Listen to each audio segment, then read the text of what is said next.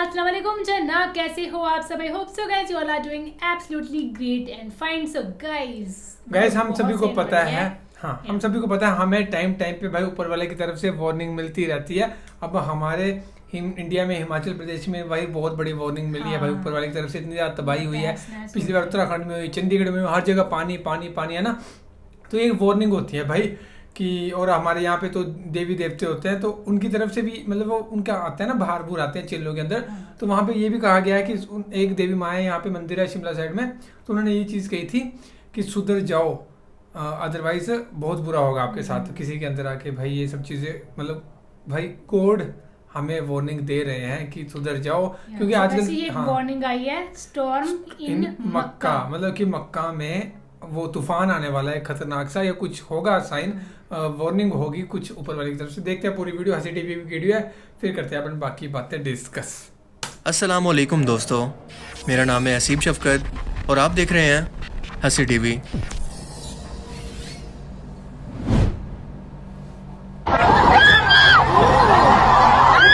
अल्लाह सुब्हानहु व तआला अन युफर्रिज फी हादिहि अस्साअह अन कुल्ली भाई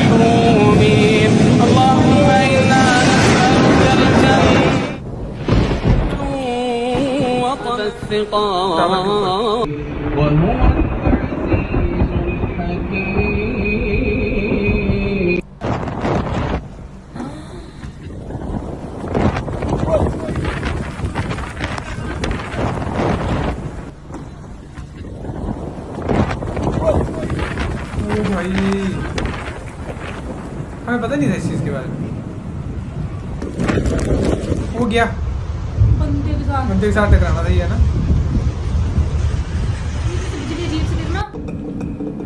वो टावर के ऊपर भाई।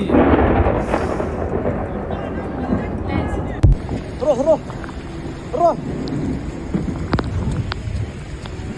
22 अगस्त 2023 को सऊदी अरेबिया के शहर मक्का में, जो कि मुसलमानों के लिए सबसे मुकद्दस शहर है, इसे अचानक से इतनी तेज हवाओं, आसमानी बिजली और बारिश के खौफनाक तूफान ने घेर लिया कि लोगों को संभलने तक का मौका नहीं मिला।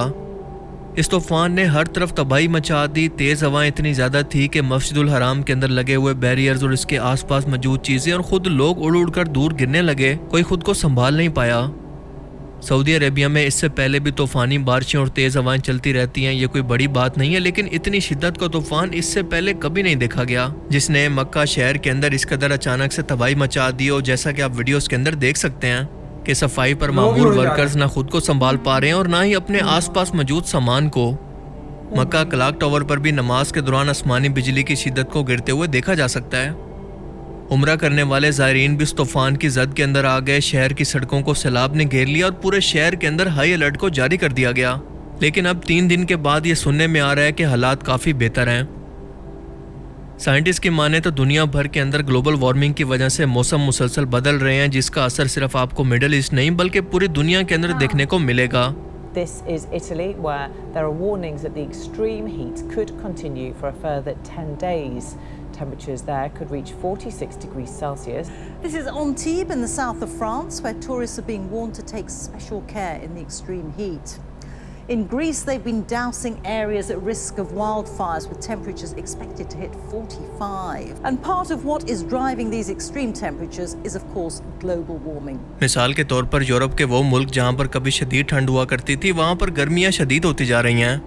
जो इलाके गर्म थे वहाँ पर मुसलसल बारिशें और तूफान देखने के अंदर आ रहे हैं, और ठंडे इलाकों के अंदर शदीद गर्मी की वजह से ग्लेशियर के अंदर जमा हुआ पानी पिघल कर समंदर की सतह के अंदर मुसलसल इजाफा कर रहा है, जिससे मुस्तकबिल के अंदर ऐसे मुल्क और शहर जो कि पानी के कम लेवल पर मौजूद हैं, कुछ ही सालों के अंदर डूबने वाले हैं। मिसाल के तौर पर मालदीव मुल्क और वेनिस सिटी।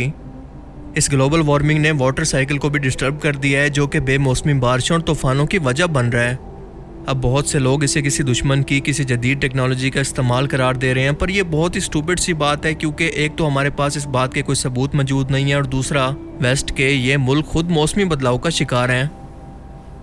लेकिन दूसरी तरफ कुदरती आफात का मकसद अल्लाह ताला का इंसानों को वार्निंग देना होता है और ये बताना होता है कि तुम्हारी इस कदर एडवांस टेक्नोलॉजी, इतनी ज़्यादा तरक्की, मौसम की प्रेडिक्शन के बावजूद तुम लोग कुछ नहीं कर पाए। तो सोचो, अगर मैंने इस मौसम को या तूफान की शिद्दत को कुछ मज़ीद बढ़ा दिया होता तो तुम इंसानों का क्या हाल होता। अभी भी वक्त है कि सुधर जाओ, वरना मैं अपने घर की भी परवाह नहीं करूँगा। इस मुकद्दस ज़मीन पर वो कुछ इस्लाम से हटाकर मगरिब की तर्ज पर बदला गया है कि कोई इससे पहले इसका तसव्वुर भी नहीं कर सकता था। और फिर अल्लाह ने भी अपनी ऐसी निशानी दिखाई जिसे खुद इंसान भी इससे पहले तसव्वुर नहीं कर सकते थे कि मेरे गज़ब और जलाल को दावत मत दो, तुम इसके सामने बेबस हो, यानी संभल जाओ, अभी भी वक्त है और मौत आने से पहले तौबा करके अल्लाह की तरफ लौट आओ।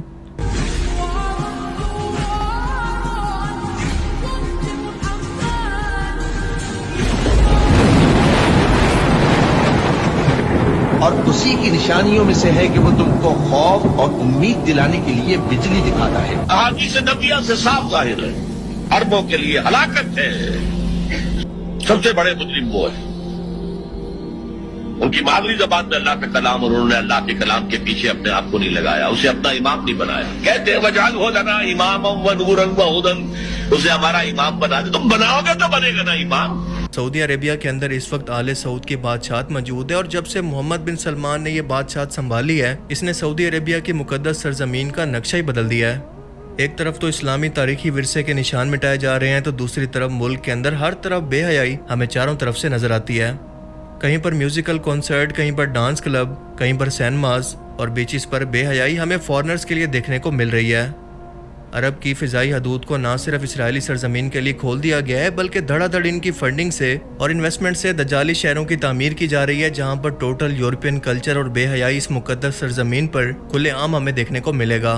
खुद सऊदिया के लोगों को इन शहरों के अंदर वीज़ा लेकर दाखिल होना पड़ेगा। अपनी आंखों के सामने ये सब होता देखकर क्या कभी किसी मजहबी लीडर, किसी बड़े आलिम दीन की ज़बान से एक जुमला भी इसकी मुखालफत के अंदर क्या आपने अब तक सुना? सबकी ज़बानों को ताले लग चुके हैं, क्योंकि ये सब लोग अपनी जान माल यानी कि फंडिंग के खो जाने के डर से खामोश हैं। मगर इन्हीं कॉन्सर्ट्स के अंदर मर्दों और औरतों का एक साथ इस तरह बेशर्मी से नाचना गाना, आपस के अंदर इस तरह से मिलना इमाम काबा से नहीं देखा गया।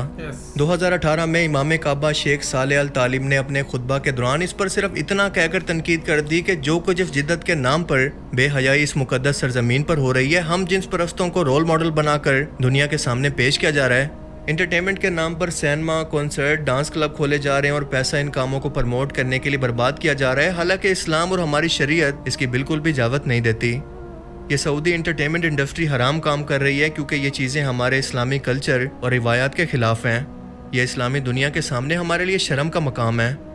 इनके इस खुतबा के अल्फाज दरअसल क्या थे, ज़रा आप भी सुने।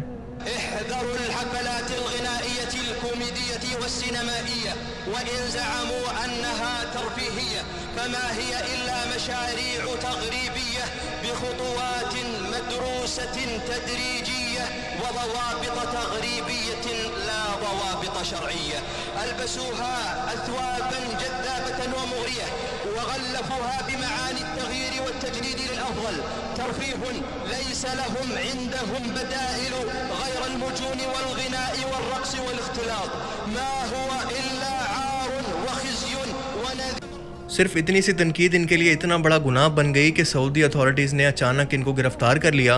इनकी गिरफ्तारी के वक्त तो इसकी कोई वजह नहीं बताई गई, लेकिन बाद में पब्लिक को ये बताया गया कि हुकूमत वक्त के खिलाफ बात करने पर इन्हें गिरफ्तार किया गया है। 4 साल तक इमाम काबा शेख अल सालेह अल तालिब ने मौजूदा वक्त के फ़िरौन के सामने कलमा हक कहने पर कैद के अंदर गुजारे और अब 2020 के अंदर सऊदी अदालत ने इन्हें मजीद 10 साल की सज़ा सुना दी है। ये है इस मुकद्दस सरजमीन पर निज़ाम इंसाफ का हाल। अल्लाह के नबी की सरजमीन की आज ये हालत हो चुकी है कि यहाँ पर निज़ाम इंसाफ भी वही होता है जो कि हुक्मरान वक्त चाहता है, क्योंकि इन सब इदारों को अपनी दहशत और फिरौनियत से इस बादशाहत ने गुलाम बना रखा है और मुल्क का हर इदारा इनके कंट्रोल के अंदर है। जो भी इस बादशाहत के खिलाफ या इसकी पॉलिसी के खिलाफ कोई भी एतराज़ करेगा तो या तो अपनी सारी उम्र जेल के अंदर गुजारेगा या फिर अपनी जान देनी पड़ेगी। अल्लाह ताला से दुआ है कि वो हमें समझने की और नेक अमल करने की तौफीक अता फरमाए। सो गाइस ये थी वीडियो। लेकिन सऊदी वगैरह में हमने पहली बार चीज़ हाँ वैसे होते होंगे, इन्होंने खुद ये चीज़ें कही हैं कि होती हैं ये चीज़ें, कि हम समझते हैं कि वेस्टर्न डिस्टर्बेंस की वजह से ये चीज़ें होती हैं ना, जिस तरीके से वहाँ का माहौल है उसको बिगाड़ा जा रहा है। हाँ एंड दूसरी बात ये है कि हम देखते रहते हैं भाई कुछ ना कुछ दज्जाल से रिलेटेड, या हम कह सकते हैं ना कि हम देख सकते हैं कैसे उन चीज़ों को प्रमोट किया जा रहा है, या कुछ वो चीज़ें होती हैं जो शो वगैरह होते हैं कुछ, तो वहाँ पे भी कुछ ऐसी चीज़ें देखी हमने पहले वीडियोज़ भी। एंड भाई मेन बात तो ये है कि हम अगर खुदा की तौहीन करेंगे, उनके आदेशों की तौहीन करेंगे, तो ऑब्वियसली बात ये सब चीज़ें होंगी, ये कहर होगा। और ये सब कुछ इंसानों की वजह से होता है, क्योंकि इंसानों ने इतना ज़्यादा गंद मचा के रखा है भाई इस धरती पे कि जिसकी वजह से खुद तो भाई नुकसान लेते रहते हैं इंसान, एंड बाकी जो जानवर हैं, पंछी हैं, कुछ भी हैं बाकी क्रिएचर्स, तो उनको भी भाई नुकसान हो रहा है इंसानों की वजह से, है ना, कि इतना ज़्यादा पोल्यूशन हो रहा है, इतनी ज़्यादा बड़ी चीज़ें हो रही हैं जिसकी वजह से ग्लोबल वार्मिंग हो रही है। और इन्वायरमेंट का तो भाई सत्यानाश ही कर दिया है ना पूरा का पूरा ही, इतनी गर्मी हो रही है, कुछ वो नहीं है। एंड उस वजह से फिर भाई बारिशें कब होती हैं, कब हो रही हैं, और इस वजह से भाई सारा का सारा नुकसान हो जा रहे हैं। एनीवेज बस ये है कि प्रे करते रहो, सब सही रहे, किसी की जान ना जाए, एंड बस खुदा की इबादत करते रहें हमेशा।